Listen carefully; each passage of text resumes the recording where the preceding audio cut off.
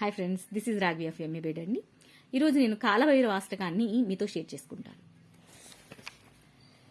దేవరాజ సేవ్యమాన పావనాగ్రి పంకజం వ్యాళయజ్ఞ సూత్రమిందు శేఖరం కృపాకరం నారదాది యోగి బృందవందితం దిగంబరం కాశికాపురాదినాద కాలభైరవం భజే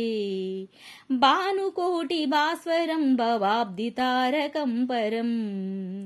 నీలకంఠమీప్సితార్ధదాయకం త్రిలోచనం కాలకాలమంబుజాక్షమక్షశూలమక్షరం కాశికాపురాదినాద కాలభైరవం భజే శూలకంఠపాసదండపాణిమాదికారణం శ్యామకాయమాదిదేవమక్షరం నిరామయం భీమవిక్రమం ప్రభుం విచిత్రతాండవం ప్రియం కాశికాపురాదినాద కాలభైరవం భజే కాశికాపురాదినాద కాలభైరవం భజే భుక్తిముక్తిదాయకం ప్రశస్తచారు విగ్రహం భక్తవత్సలం స్థితం సమస్తలోక నిగ్రహం నిక్వణోజ్ఞ హేమకింకణీల సత్కణి నిక్వణోన్మనోజ్ఞ హేమకింకణీల సత్కణి లసత్కటీం కాశికాపురాదినాద కాలభైరవం భజే ధర్మసేతుపాలకం త్వధర్మమార్గనాశకం కర్మపాసమోచకం సుశర్మదాయకం విభుం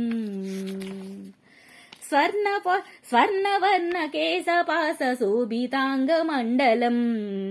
కాశికాపురాదినాద కాలభైరవం భజే రత్నపాదుకా భ్రమాభిరామపాదయుగ్మకం నిత్యమద్వితీయమిష్టదైవతం నిరంతరం మృత్యుదర్పనాశనం కళారదంశ్రభీషణం కాశికాపురాదనాద కాలభైరవం భజే అట్టహాస భిన్న పద్మజాండకోశ సంతతిం దృష్టిపాతనష్ట పాపజాలముగ్రనాశనం అష్టసిద్ధిదాయకం కపాలమాలికాదరం కాశికాపురాదనాద కాలభైరవం భజే భూతసంగనాయకం విశాలకీర్తిదాయకం కాశీవాసి లోకపుణ్య పాపశోధకం విభుం నీతిమార్గకోవిదం పురాతనం జగత్ప్రభుం కాశికాపురాదినాద కాలభైరవం భజే కాలభైరవాష్టకం పఠంతి ఏ మనోహరం జ్ఞానమూర్తి సాధనం విచిత్ర పుణ్యవర్ధనం